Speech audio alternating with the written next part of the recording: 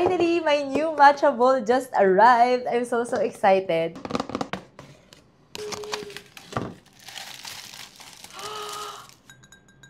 It's so pretty.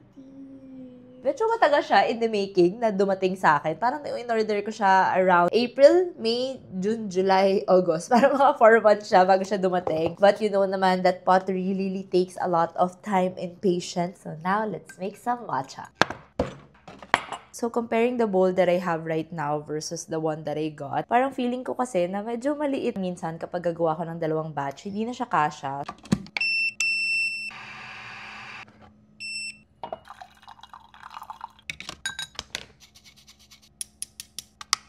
It smells so good, guys.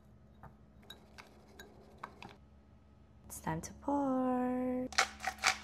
Taste test time. Ang dami din pala nagtatanong sa inyo kung saan galing tong cup ko. So, this one is from Owala. The Owala Smooth Sip. This is the 12-ounce one. So, feeling ko na super perfect siya with the size of my matcha. And the best part about this is that hindi siya nagde-drip, guys. So, parang, alam mo yun, perfect para sa mga clumsy.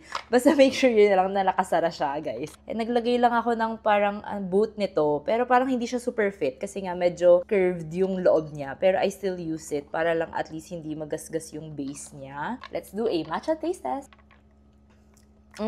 Oh, that's creamy. Sarap, guys. Cheers!